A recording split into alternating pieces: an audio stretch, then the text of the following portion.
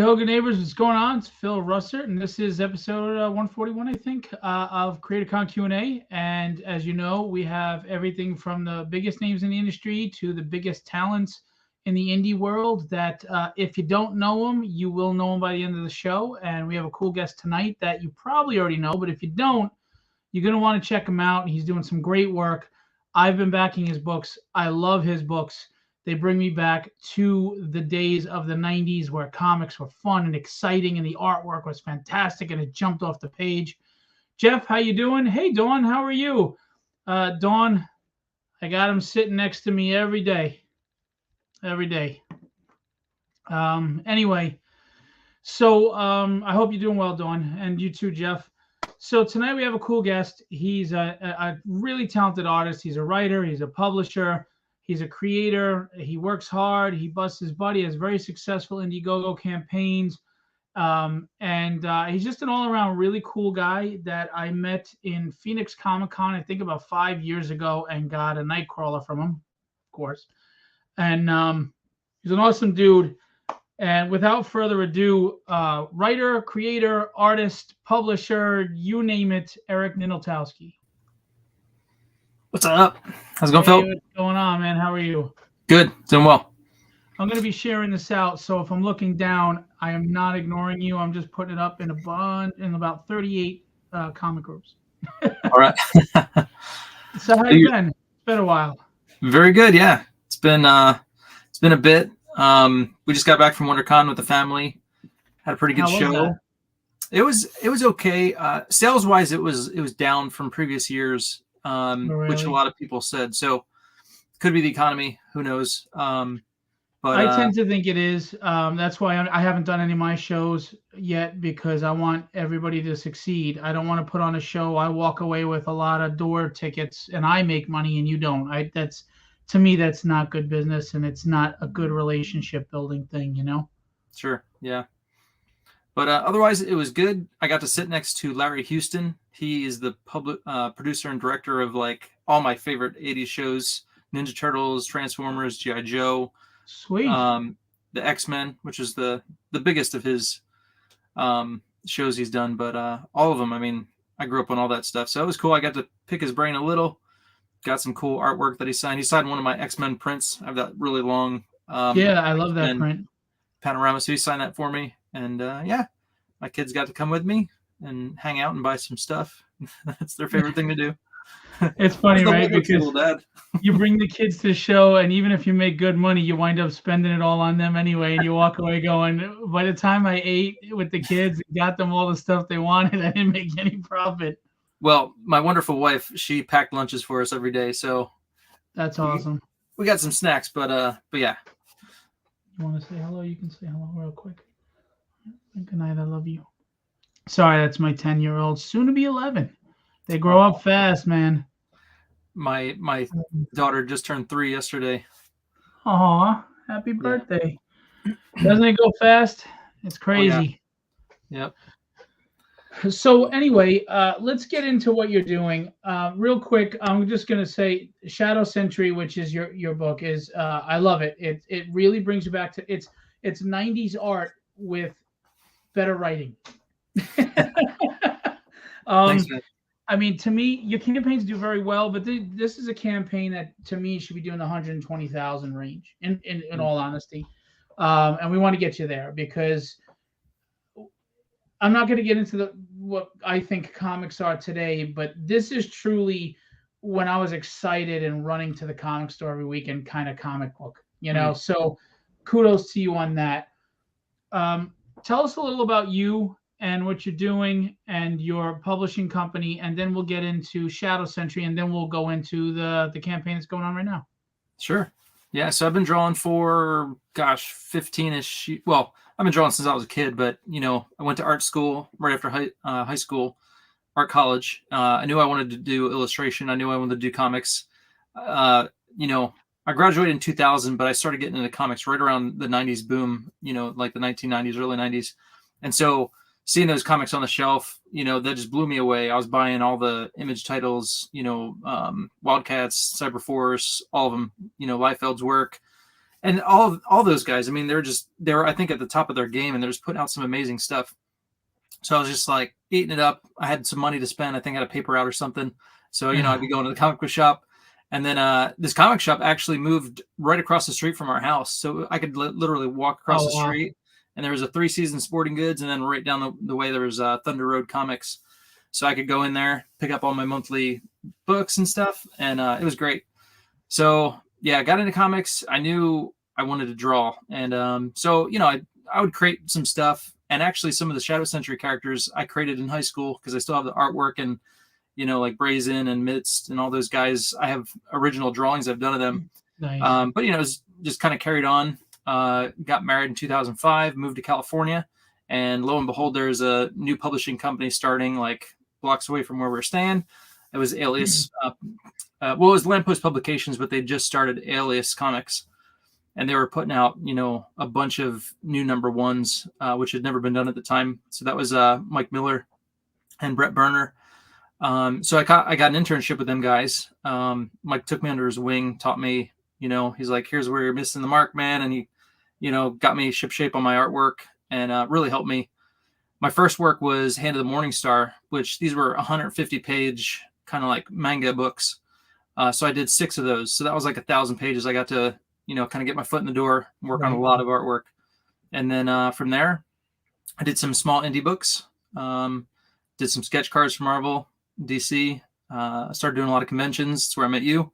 And yeah, man. So that pretty much brings us up to the present. Right around COVID is when I launched the first Shadow Sentry book. And it was a blessing because that's, gave me money that I wasn't getting from the comic shows, the comic conventions at the time. So. Well, I remember I backed that campaign. Not only did they get a great book, but you had art books, and I got one of your art books, and you did a sketch of Colossus for me because I'm a huge Nightcrawler Colossus fan. But I just figured with your art, 90s art style, Colossus would just be badass, and I love it. And I got the second set, Shadow Sentry, and we're gonna get into that, and that's awesome. So. You've been doing this for quite a while, and I have to be honest with you, you've been upping your game with each Shadow Sentry book. I mean, as good as it is, I think you're really upping it as each one goes on. Very professional, fantastic. We're going to pop up your website first. People can get an idea of how your art style and what the book looks like and everything. Mm-hmm. And if you want to guide me through here, we'll show some stuff. It's ericninaltowskiart.com. That's Ninaltowski. Yeah. Nice Irish name. That's Polish. I'm kidding. I'm joking. Hey, Mike. So I mean, just looking at that right there, you can see what kind of quality art we're talking about. But is there any? Do you want to go to the gallery to take a look, or? No, I can guide you around because the gallery is going to take you to my DeviantArt page where I upload a lot of work, commissions. You can get some price breakdowns there, links, wherever you can find me on the web. Facebook, Instagram, Twitter, but you can see the little icons there as well. You can just click those and go to them for quick, easy access. Store. I do have a store, so you can get all my prints, my comics, Shadow Sentry 1 or 2 are on there, and some other merch. The cards, 1 through 4 that were on the first 2 campaigns, you can get them on there. So yeah, this is like your hub where you can find all my stuff. And very cool. Yeah. Got some prolific. I do like a YouTube channel, so I have some guys on. I interviewed Phil for Tragedy and a few other guys. So if you like interviews, I've done some of those as well. Very cool. Jack of all trades.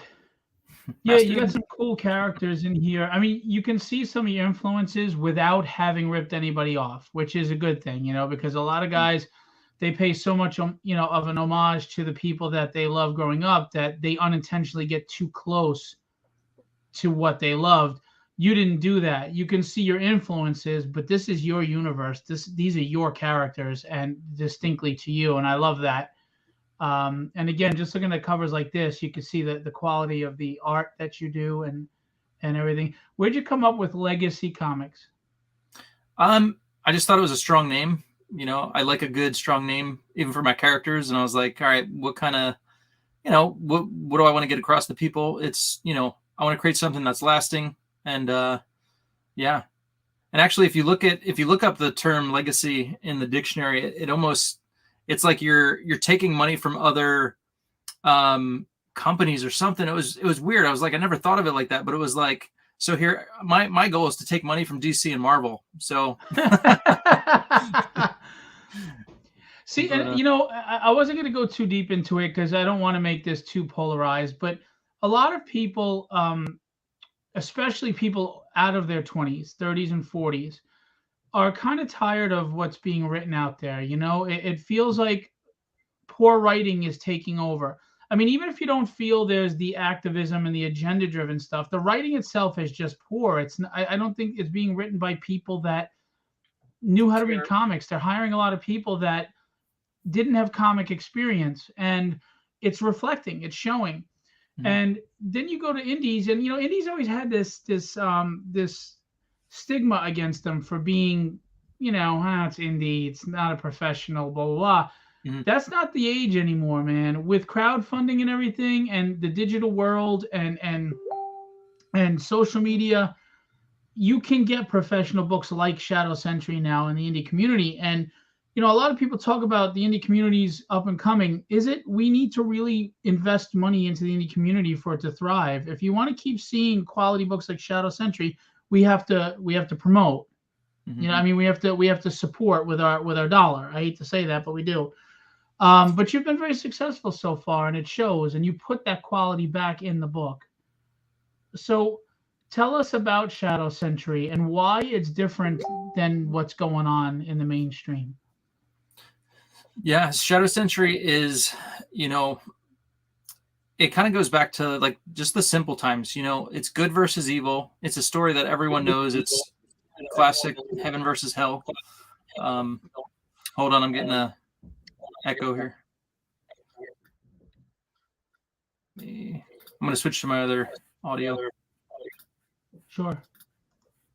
I'm showing some samples of the book meanwhile while you're... All right. Is that better? Yeah. All right. Yeah, so, you know, it takes from kind of like the biblical ideas, heaven versus hell. Humans have near-death experiences, and when they return from the other side, they have supernatural powers that they brought back with them. So you have the Hellborn and you have the Highborn. You know, one is bent on the destruction of the human race, and the other is to defend it. And so it's basically built around that simple framework. It's an X-Men meets the Matrix superhero team book with a supernatural twist. That's my quick, 2-second pitch. But yeah, I grew up with the X-Men. I love the X-Men. Just what they're doing now, I don't love it. And then, Wolverine dies 50 times. He comes back again. And, so this is going to be a different book. This is going to be going back to the beginnings of, those books we grew up with, the books that you like. And, you can invest in these characters. They're going to be around for a while. I'm going to put in the time to develop them. That's why I'm doing the origin story. But yeah, so the first two books are the regular series, the continual story arcs. The origin story is just going back and kind of slowing things down and really diving into the backstories of a few of the characters. So, yeah, so I won't go too far ahead, but that's pretty much the Shadow Sentry in a nutshell. Now, is Shadow Sentry an ongoing series, or do you have a finite arc, or? It would be an ongoing series with, so the first story arc would be about 4 books, and then it'll just keep going on from there. Have you ever thought of going through distribution into comic stores, or are you just happy with the success you've been having crowdfunding and doing your own thing and not having 60% taken to a distributor? No, I would like to do, so after I finish the first story arc, I think that's the route I want to take. But I don't want to put, the first 2 books in the comic shops and then people have to wait 2 more years to get the final story. So I'd like to have at least the first story arc done and then go from there. Very cool. I'm going to go back on this. I just wanted to show a little sample of it. By the way, guys, if you go to the email, the best thing you can do is sign up. Get notifications of when he's got new things coming out, whether it's Shadow Sentry or the one-shot origin stories, or just even if you want to get commissions, Eric is available for commissions. He's a phenomenal artist. I have work hanging on my wall right here from Eric. You just can't see it because the camera right now, and that's God's honest truth. And you can see what you get here, On that point, I just sent out an email. So at conventions, I do like an email subscriber list. So I get new people to subscribe. And so what I'm going to do is I'm going to give a free print to the new subscribers, but then also a free print. I'm going to do like a raffle of all the old subscribers. So if you're in there, you have a chance of winning a free 11x17 paper print. And I'll send it out to you for free just for signing up. Very cool. Very cool. I'm just going to show some of the covers here and some of the interiors. Again, I mean, just look at the work. Who's doing your colors? That is Kevin Anthony DeCastro. He's you got me his information actually. He does covers for what is it? I forget now. Yeah, he's a really nice and humble guy, very talented. I actually have something from him on my upcoming tragedy campaign. He's just really talented colorist, and yeah, I'm glad that he worked out for you, and he's phenomenal. Yeah. So speaking of the origin stories, here's one of the characters that's we're going to talk about. Yeah, so I had some great variant cover artists on book 2. That's Kanan White. The other one was Aaron Lepresti, and then Matt Cosson. Yeah, you can tell it's Aaron. That's awesome. Yeah, he even colored it. Did he? Yeah. I didn't know he could color. Oh, wow. Same. I was expecting, to get some line work back, and I don't have it colored, but no, he went all out, man. That's awesome. All right, where do I? Oh, here we go. I've got it. All right. So on Indiegogo right now, tell us about Shadow Sentry Origins #1. So with Shadow Sentry Origins, I'm kind of slowing the pace down. We're going back in time. I started Shadow Sentry with a lot of characters, which in hindsight, I might have kind of went with a little fewer, but so here I'm going to take things back a little bit. You're going to get the backstory and how Hopscotch became a Hellborn, how Commander Noble became a Highborn. So it's 2 stories in one book. Each will be 24 pages, so it'll still be a 48-page book like the other books I've done in the series. But yeah, and also what I've done for this book that's new is I've gotten other guys to help me. So Mark Polton has helped me with the writing. He's going to be doing the script. Clayton Barton, you might know him from howtodrawcomics.net. He's doing all my layouts and breakdowns. So nice. the first 24 pages are all laid out, all broken down. So all I have to do is go back, and I'm going to do the finishes. So any of the finalized work you see there is my inks over Clayton Barton's breakdowns. And so I'm trying to build a team, kind of get books out quicker. And, and then that's the thing, is finding the balance of not losing the quality, but getting the speed up, because deadlines are the most important thing, especially if you go to distribution on a monthly basis. Yeah. But you don't want to lose quality, Exactly. And then the Commander Noble story, I'll be doing that. I'll be doing the pencils and inks. My friend Clay Pauly is going to help me with the script writing on that. And colors, we'll see. I have a friend, Mohan, who's done color work for me in the past, so I might get her to help me. But the first page that's on the campaign, I actually colored just because I wasn't quite sure how I wanted to go with it. So I just kind of just took a stab at it. Do you want me to play the trailer? Yeah, for sure. It's okay. I'm gonna, as handsome as we are, I'm gonna do this so we get a good view of the trailer.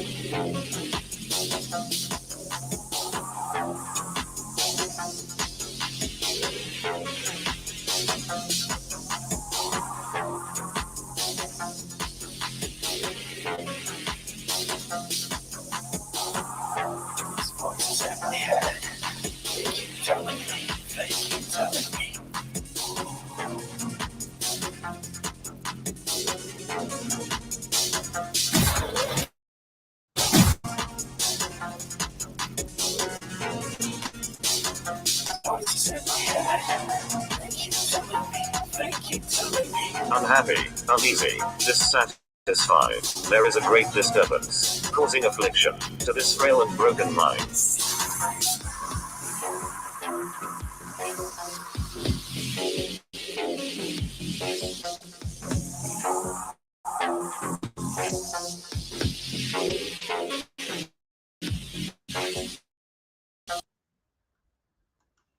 Nice.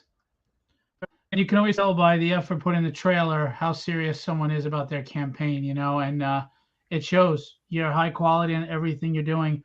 I love the character. You had said a minute ago, maybe you, in hindsight, you wouldn't have gone with such a large ensemble cast. And to be honest with you, that's what I liked about the book.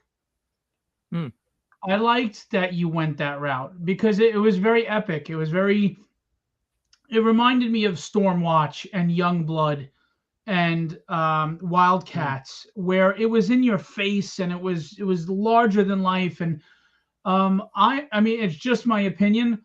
I like that you started large and you're bringing it back a little bit to get people to know the characters more. I think it's a good way to tell the story personally because you give us this epic. It's kind of like a comic. You start with the big opening epic splash page, and then you got to get to a little exposition and bring it back a little bit. You know what I mean? Yeah. Yeah, okay, I think I meant more for me, like as a first time writer, like I bit off a lot, Oh, well, you succeeded though. Cool, man. Good. All right, so tell us about without spoiling, tell us about Hopscotch. Yeah. So she is from Japan. Her father is Japanese. Her mom is American. Her father is part of the Yakuza. He's a crime lord. He's actually the leader. He makes some bad decisions and Hopscotch gets caught in the middle of it. She has her near-death experience, which you'll see in the book. And yeah, we take it from there. There's also an awesome, I'm creating other characters too in this series. So one of them is Akira, the Iron Demon. So he's like a sweet samurai cyborg that you'll get to see. But he's like the big baddie. And then there's another big boss guy that she has to take on. But yeah, it's going to be fun, man. Just the 4 or 5 pages I've done are awesome and they're just exciting. So I'm excited for you guys to see it. I've seen all of Clayton Barton's breakdowns and it's going to be awesome. See, I envy you though, because it's easier for you to do character design because you can just draw it yourself. I have to pull it out of my head and give it to an artist, Right. Although I've been very fortunate, but I love creating characters. It's fun. What's your favorite process about doing books? Probably the creative aspect, the character creation. I love doing character designs. And then just, creating a new world and, letting people soak that in and, it's new, it's exciting. I think that's what really drives me is doing that kind of creative aspect. Do you have a favorite character so far out of the ones you've created or out of Shadow Sentry? Man, I always go back and forth. I mean, just on the maybe their look, I enjoy Martian when he's in his transformed state. I like Bloodbane in his transformed state. Yeah, they're really cool. I've always loved Grifter, so Ganon is kind of like that Grifter type looking character, so I dig him for sure. But then like character wise, like the behind the character, I think I like Jason because we're learning who he is, who he's going to be. And like, I kind of leave that question hanging out there. Well, is he going to have powers? Is he going to be good? Is he going to be bad? Right. How's he going to use them? So I like diving into, the kind of questioning, who is this guy? And, leaving that hanging out there. I enjoy that. And he's probably the more relatable character to the average guy too. Starting out with him. Very cool. Man, that's amazing. All right, look at that. Yeah, so that was kind of like a piece that Clayton broke down. We were going to do like a mini print for the last campaign that we never hit the stretch goal. So I'm making it available on this campaign. But he did the breakdowns. I did the finishes. So you can kind of get an idea of what, we're doing in the book. Yeah, it's gorgeous. Show some pages. Yeah. Yeah, the colors are killing it. He's killing it with the colors. This is fantastic. Yeah, so actually this is the only page that Kevin didn't color. This is Carbon Graphics, the guy that does my covers. Okay, he did an amazing job. Yeah, Kevin, unfortunately, he lost his father earlier in the year, so he had that going on, and I was like, dude, don't worry about it. I'll get someone else to color it. I was actually planning on doing the colors myself, but he came back to me and was like, yeah, man, I'm good. I'm ready. So he hopped on it and banged out the other 4 pages in, a few days. So Nice. We got a question here. Michael Warinsky said, "You seem excited about your work. You and Phil are the only two I've seen that love it. Do you think that there's a decline in artists loving their work, and if so, if why, and why, if so?"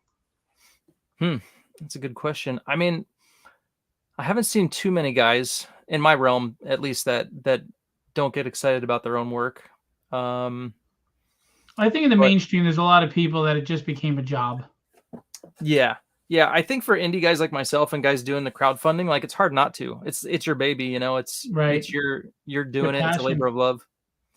Yeah, but the mainstream guys, I could totally see how it's just the daily grind, and you're just kind of don't get excited about it anymore. Well, it's got to be tough too, because all the work you're doing is for somebody else. It's never, you could create Bane, you could create Venom, but they're no longer yours. You may get a credit, but they're not yours, and that's got to be a tough thing to create a legacy character, no pun intended, but legacy, and to know that it's never yours to do what you wish with, So Yeah. Yeah, the page is looking fantastic. The colors are looking great. I mean, panel work is phenomenal. Top-notch professional work. I mean, look at this is comic books, guys. I mean, do you remember walking to the comic store, taking the bus, whatever you had to do to get there with the money you had, and picking up your pile of books, and even then you were still like, well, let me see if there's one new thing I want to read or 2 new things. What's out there? And you strolled and you looked and just the fun, the excitement. It was like Christmas every week. Mm-hmm. And that's what this is, guys. Go to Indiegogo, make it Christmas again. Go pledge, because you're getting books that made you love comics again. And you know what? Hindsight can be a real, what if this thing blows up? You could have the original prints, the first number ones. I mean, imagine we knew what Spawn was going to be, or what Todd McFarlane was going to be, with the, getting original pages or getting original books from him. Yeah. Hindsight can be a kick in the teeth, man. You could be looking at the next big thing here. For sure. Very cool. So this is Commander Noble.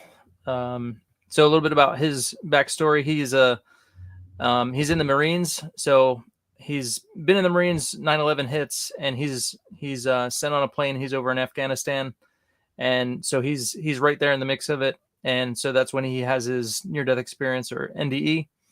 And I'll leave it at that. He gets to go. I mean, he's indestructible, and I don't mind telling you that, because you find out like in the first few pages of book 1. Right. But his power is indestructibility, so you can just let your mind go with that. He's in Afghanistan, and he's indestructible. So there you go. And you got a holographic cover. Very cool. Yeah, so this will be the first campaign. I'll have a holographic cover. I'm just doing it right now on the regular cover.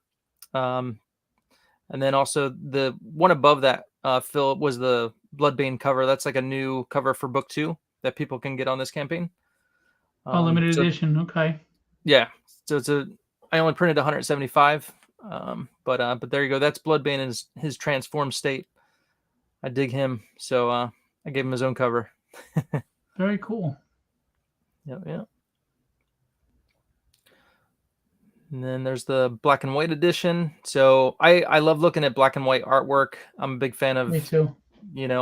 Jim Lee's just pencils and inks. Well, Scott Williams doing his inks, and those guys. So I love the black and white stuff. So you can get a full version of the comic, 48 pages with, just the black and whites.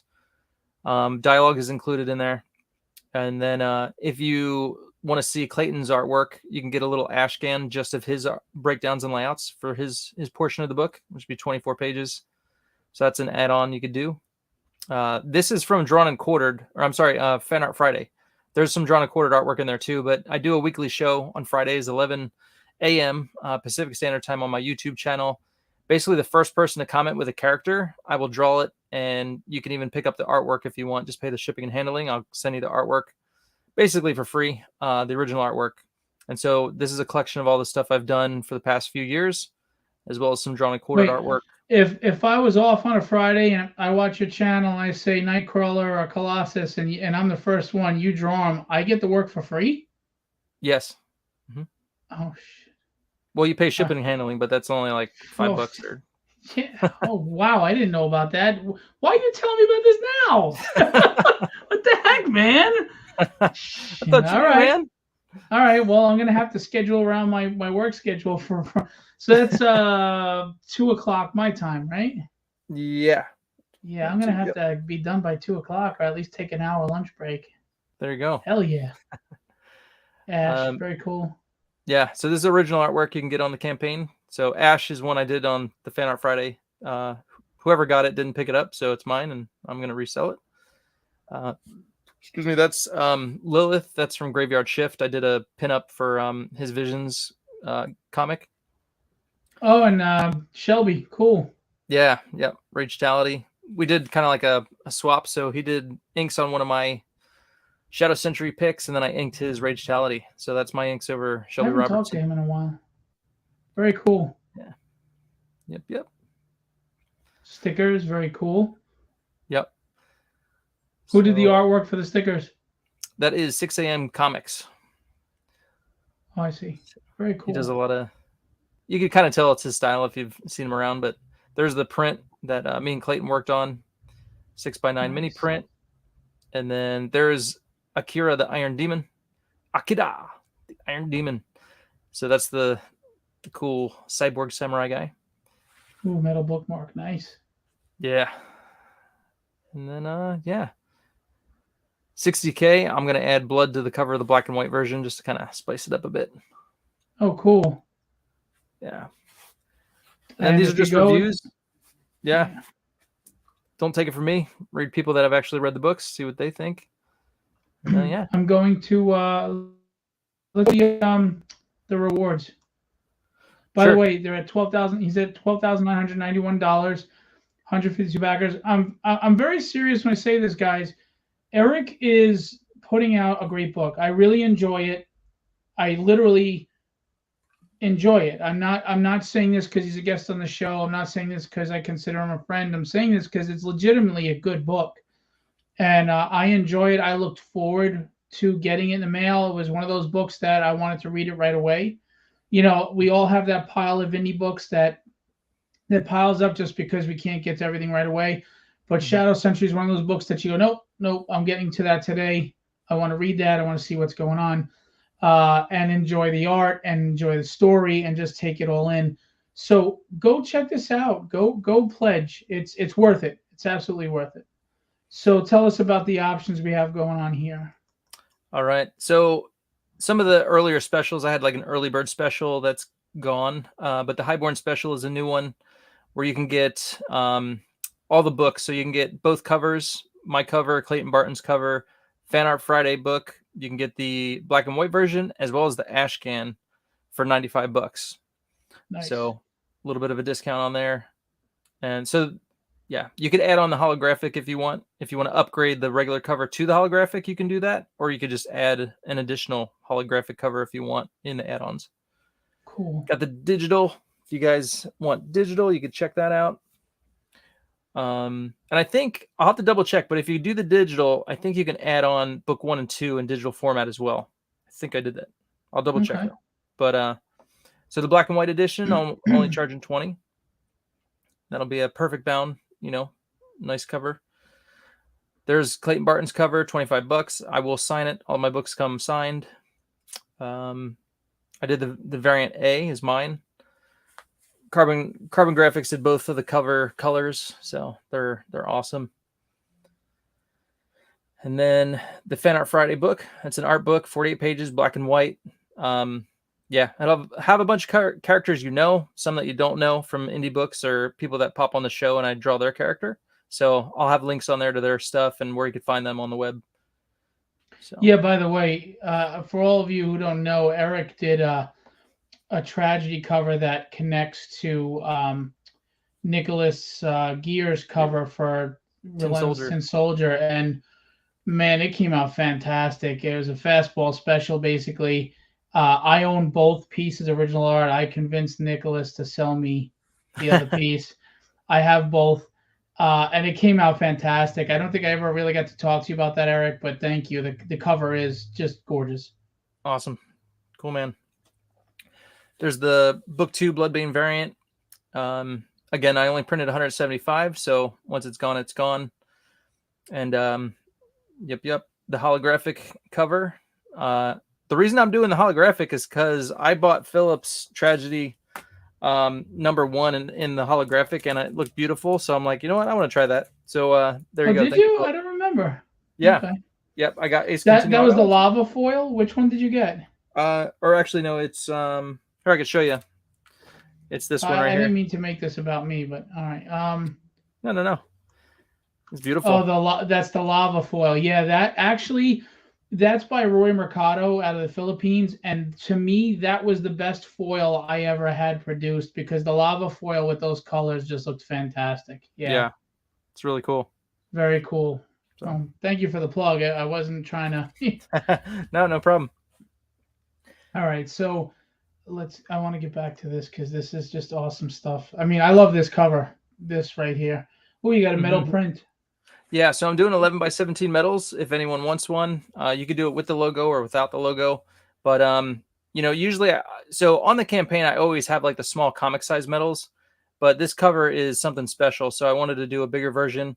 Unfortunately, I'm only shipping to the United States customers. So if you live in the U.S., you can get one. Or you can catch me at a convention. I was about to say, what's your convention schedule coming up so people can even meet you there and see what you've got?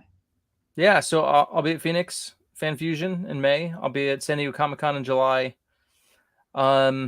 Usually, I'm still debating if I'm going to do the LA Comic-Con at the end of the year. Okay. But I'm debating to do the San Diego Comic Fest. I'm in San Diego, so it's like a small little show local. So I might do that.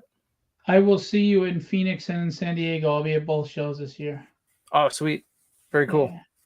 So this metal print is going to be beautiful. That looks fantastic with those colors, the blues and everything. It's just going to pop, man. It's going to be nice. Yeah. And then this is the book 1 and 2 catch up. I have a limited quantity of first printings of from book 1. So I'm going to second print. So that'll be a new cover.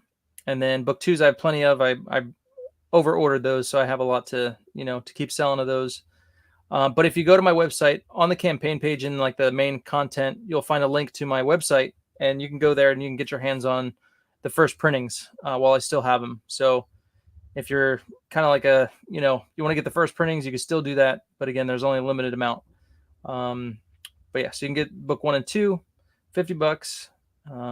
Guys, it's worth it. You should really get the catch up. You should go check it out. Yeah. Metal prints. You can get all 4 of them for 100. It'll be the 2 covers plus the #2 variant, and then the 6x9 Clayton and my artwork from the Hopscotch promo. Nice. And then if you know any retailers and they want to get 5 copies of each book, they could do that for $100. So it's a pretty good savings.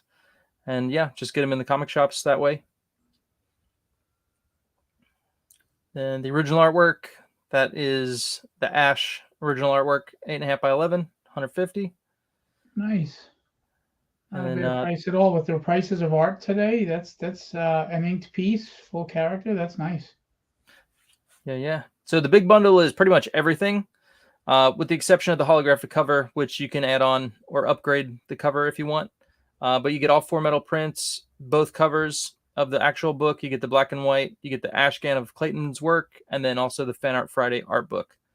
So lots of good stuff. $200. There's the Ragetality Jam, $350. That's 11 by 17. And then the one below it, the Visions artwork, that is a double page spread. So that's two pages, 11 by 17 for $500. Nice. And that sold out. You had 2 to draw you in the book. Very cool. Yep. Awesome. So, besides Shadow Sentry, is this like your total focus, or do you have spin-offs you're going to do, or do you have other titles that are totally unrelated? Are you going to create a universe? What are your plans with with your legacy comics? Sure. Yeah. So the Shadow Sentry is my main focus right now. I want to complete the first story arc. And what I'm going to do with the origin stories, there'll be 2 books total that will complete the Hopscotch and Commander Noble stories. So after I finish book 2 of the origin stories, it'll kind of segue right into the next story arc, because I'm going to introduce, guys from Commander Noble's past that are going to show up in the regular series, in that timeline. So it's kind of going to converge a little bit, and you already know who the characters are because they've been in the origin stories. But yeah, so about issue 5, you're going to see new characters come up on the scene, guys from Commander Noble's past. They're called the XI Hunters, and the main guy behind all that, you'll learn about him, and it's kind of going to just propel the new story arc forward come book 5. Now, you had said you had launched this during the pandemic. How long had this been in your mind, like ready to go? I mean, how long? When did you first conceive this, and when did you actually start applying it and making it a reality? Yeah. So in, I want to say 2014. So I started working for Awesome Comics, OSSM, not the other one from Liefeld. But I met Seek Donnelly, I met Omar Spahi at the LA Comic-Con. They hired me to do 3 issues of a series called Monomyth, which I did. And then after that, I was like, okay, what's next? So I pitched him Shadow Sentry in 2014, and he declined it. He was kind of going in a little different route. He's actually not really publishing comics anymore. He's doing podcasts. So it was just kind of like a weird thing, but it's probably a blessing in disguise, because now I get all the, I own the rights, and it's all me. Right. I get to publish it.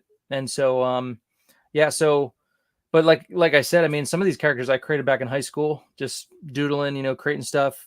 Brazen and Mitz were from more of like a fantasy story, actually. And Brazen's first costume was very like medieval and, kind of had that vibe to it. So what I ended up doing is I figured out, okay, what kind of universe do I want to build? And once I came up with the framework of, people having near-death experiences, they come back with supernatural powers. I was like, okay, now I have the framework. Now I'm going to plug in, get all these characters that I've created over the years, and just kind of put them in where I felt they fit. And so that's the Shadow Sentry. And how's your writing process? Like, do you just, some people just write as they go. Some people have it all, planned out. Some people do a nice outline. Do you outline issue to issue, or, book to book, or do you have like 30 issues like plotted out, or what's your process?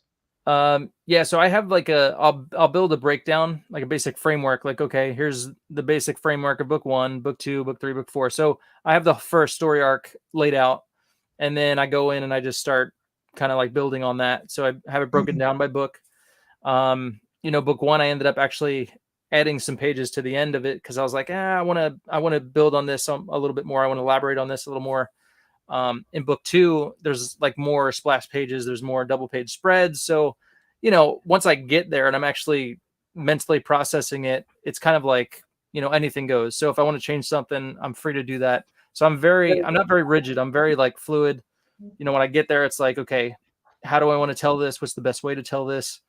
Do I need to develop more characters here? Or just like, so it's just kind of like, once I get there, then I can mentally process it, and then I can really flush it out. But it's yeah. So I'm not like, oh, it's all done, 30 books. I'm ready to go. Right. It's just kind of, I take it as it comes. And I think that's because I'm the artist. I get there and then I'm like visualizing it, and it's like, okay, I want to change this or change that. Whereas a writer, I think, is very more focused on, this is exactly how I want it to be. I'm doing both. So it's easy for me to just change it on the fly. And I was going to ask you the difference in the process of being the artist, because maybe you start drawing and you change your mind of where you want to go, or have something happen, and that totally now throws the script off. Because I don't write the Marvel way. I don't like writing the Marvel way, to be honest with you. I know it's the quicker way, but I don't like it. I think it makes the artist write the story more than the writer. That's just my opinion. But being that you are the writer, it at least you know what's in your head when you're writing it, So actually, Mark Polton, he's doing his script the Marvel way. So I would say the only difference is I have the dialogue in my head beforehand. Well, so when Mark gave the script to Clayton to do all the layouts and breakdowns, there was no dialogue. Right. You know, for me though, when I'm going in, I'm doing the dialogue, even if it's a little bit. I want to know what they're saying. I want to know what the facial expressions are going to be. Right. So I have that in there. So where I'm going to change things is maybe just, you know, where I originally had like maybe 2 pages of something. I'm like, no, I want this to be huge. I want to do a double page spread. I'll just kind of like keep it together or just space it out. You know what I mean? So I'm not really changing so much of the dialogue and like the story flow as much as I'm just changing how I want to tell that particular, you know, segment or scene. You know what I mean? Now, what made you decide on the format of the larger books, the 48 pages? You know, you're not doing a typical 24-page floppy, you know, or 30-page with ads and stuff like that. But Yeah. you know, these are oversized books in the page count, which I love. So what made you go with that instead of like breaking up the first book into 2 books and then the second book into, you know, because you'd technically be on issue 4 by now, page count wise. Right. I think, I mean, it was just kind of at the time when I got into doing the crowdfunding and stuff and I saw what everybody else was doing around me, it was kind of like the standard was 48 pages, which I get because, you know, if you're waiting like a year and you got 24 pages, it'd be like you're done in, you know, 20 minutes. So I think that larger format kind of like keeps your interest a little bit longer. It's a little more substantial, but I mean, it was just kind of, you know, I saw what people were doing. I was like, okay, that's kind of the standard. I don't want to deviate from that and have people be like, you know, I don't want to do his little dinky book, you know. So I just kept it the same. Gotcha. Now, if you were to go to distribution someday, would you split those books up, or would you just put them out as is, or? I think I would split them up. Yeah, I think I'd go, you know, like the smaller route, and then again, because it's going to take time to produce them, so it will kind of give me keep you more ahead time. of the schedule, and right. Exactly. Very cool. Yeah, because you know, a lot of people. I told people, I was like, a Marvel book is, if you're lucky, it's like, you know, 17 to 22 pages of story. And like, no, it's 30 pages. I'm like, no, it's not. Look at all the ads that are in there and all the nonsense. And, you know, you're only getting, you know, if you're lucky, 21, 22 pages of story, if even. But when you do these indie books, man, you're getting, you know, some people are like, well, why is it this much money, blah, blah, blah. And they have to understand, one, because our print runs aren't in the 60, 70, 80, 100,000 mark. So we're paying top print prices, and that's expensive. 2, you know, paying a creative team. 3, paying the percentage to crowdfunding. 4, we're giving you more content, period. I mean, we're not drawing 17, 18 pages. You're getting 30, in your case, 48 drawn pages, you know, and that adds up. So it's definitely worth the money. You get the bang for your buck. And I'm very serious, Eric. You know, congratulations. I really love the book. I think it's great. I look forward to it. I back everything you do, and I'm going to back this as well. Because I want to. It's interesting. I'm not doing it because I like you. I'm doing it because it's good. You know, so. And I can vouch for Philip here, because a lot of times I'll go on people's shows and they're like, "Oh yeah, I loved your book," and it's like, I know you didn't back it. Yeah. but Philip has backed it. And I can even tell you about it. You know, I should have brought them from upstairs and showed them off. But I like to do that often so people know. Look, I like to put my money where my mouth is. I'm not a good liar. I'm too honest, and I can't. Like, I'm not going to bash a book, but I am not going to promote it hard if I don't believe in it. Yeah. You know, I just don't have it in me to do that. I can't. Otherwise, I'd probably make a ton of money selling cars. Yeah. Right. You know? And I'm a big fan of your artwork as well. And you're a cool dude. And I just remember the first time I met you, you were cool. I just remember I was walking by, I saw the Nightcrawler, and I was like, oh, look at this. I was impressed. And, you know, you didn't push anything on me. You were just talking. You were just another fan talking with me. And I wound up pulling the trigger. And again, not because of any pressure by you, there was no pressure. You were just talking to me like 2 guys hanging out at a comic store. And I thought it was refreshing. It was cool. And just, you know, Eric's one of those guys you want to back just because of who he is alone. But then you look at the quality of the product and you say, well, there you go. It's a double win, you know? Thank you, man. So, what is the timeline for this at this point? Do you think, like, for people who back, when do you think they're looking at getting the book in their hands? Yeah, so the date I put on the campaign is actually like a year from when I started. So it'd be February 2024. I'm planning on being done in like December, and I would like to fulfill in this, current year. That's my goal. And like I said, all the pages are laid out and broken down for me. So, and that might not mean anything to the not artist type, but it's like that's half of the work done really. Right. When I'm working on the books, the layouts and breakdowns take me a day. And then I ink it, that could take a day to a day and a half. So Clayton's done half the book already. All I have to go do is go in and finish it. So that's going to seriously speed up the process. So then I just have the last 24 pages that I have to, I'll flush out with Clay Poly. And yeah, so obviously it's broken down, but then we're going to go and work on the dialogue, make it really good. But it's, and I will say, Eric is very reliable with his fulfillment. He packs it well. He doesn't. I've had a few campaigns, man. They give me like ripped old bags and boards, or like you could tell they're recycling stuff. And I know budgets are tight, but come on, man. yeah. You spend $15-$20 on a book. Don't send it to me in like saran wrap. Yeah. I'm not throwing it in the microwave. But you take quality care in the packing and the fulfilling, and you communicate regularly. And when you say it's going to happen, it happens. So there's a trust there, which is important too with crowdfunding. Yeah. Yep. I hear you. I get books and it's like the tape is like all over the bag and the board, and it's like you're ripping the bag and the board as you're taking the tape off. It's like, come on, man. What are you doing? I've had a few. I don't complain. I don't say anything, but it affects if you want to back them again. So obviously you're knee deep in this right now. I don't know if you've thought ahead, but what is the future for Legacy Comics after these origin stories? I'm going to continue with the regular series. My ultimate goal would be to have like a team of, have a writer, have an inker, have the colorist, and then it's like it'll speed up the process, so that's only going to happen if the books are making a good amount of money. If it's not, then it's going to fall on me, you know what I mean? So I'd like to kind of break from this current formula that I'm working with, and just kind of like, get more money from the books, speed up the process, have 2 books a year come out. And then the origin stories, after book 2, that'll be Hopscotch and Commander Noble's origin stories. They'll be complete. So, but after that, I'd like to keep going with the other characters. So, and as you know, I've got a lot.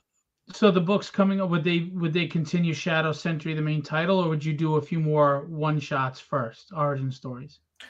Good question. So yeah, so after this origin story, I'm going to go back to Shadow Sentry book 3, which is the regular series, right. Do Shadow Sentry Origins book 2, then go back to the regular series. So they'll be like, so you'll alternate. Yeah. Which is good because, like you said, in the writing style, it's like the main action, and then you go into a little exposition, giving people, and then you can introduce the new characters, like you said, and it makes sense when you're reading the main title. Yeah. Very cool. That would bring up like offshoots, like if I have a character from the Hopscotch story that I want to develop more, he can have his own story, which, I would like to do. There's one character, he's like the detective, and he shows up, but he could be a Hellborn or a Highborn, and then, tell his story. So that'll be awesome. See, I don't know if you run into this frustration, but I've written 50 scripts now. And that's with a day job. If I didn't have a day job, I probably had 100. I have so many titles and so many books that I have written, different team books, different one-shots, blah, blah, blah. I have origin stories like you're doing. And but you don't have the money or the time to the resources at the moment to do all that. But man, it's itching at you to have all these, and you have such an epic storyline with this. Do you face that struggle too, where you've got so many ideas and stories to tell and characters to flesh out, and that it can be overwhelming sometimes? Like, oh man, I just want to get all of this out there. Totally. Yeah. I've got a fantasy story called Avon's Quest, and I came up with that a while ago, and I named my son Avon because I love the name. I thought it was original. So that's like a fantasy story, kind of like Lord of the Rings type thing. I'd love to do. It's kind of like Battle Chasers. I've got a sci-fi book I want to do. I've got whole bunch of ideas.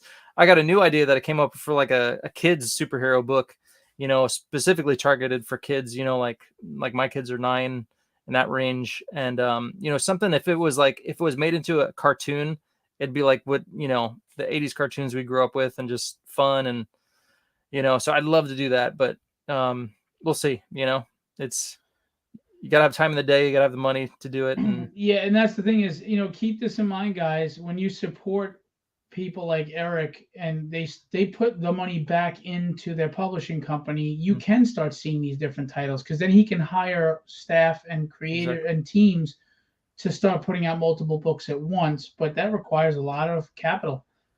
So you have to support. You have to, shares are awesome if you can share out, telling people. But the two best things you can do is support with your dollar. I'm sorry, but that's true.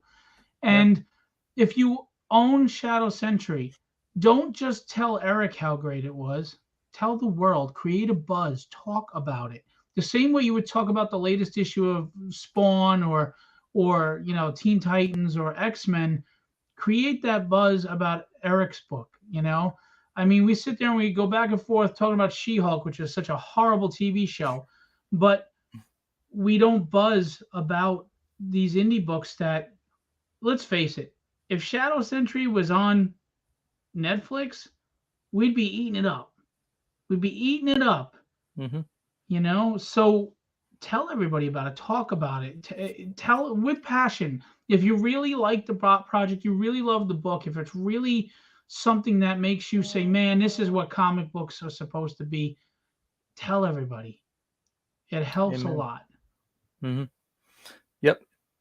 If we can make more money, we can make these things happen. But it's, because you got to hire the colorist, you got to hire the writer, you got to hire all these guys. And, I mean, I'm writing and illustrating myself, but then I got to hire the other guys. And so it's true. Money will help build the universe and get it going quicker.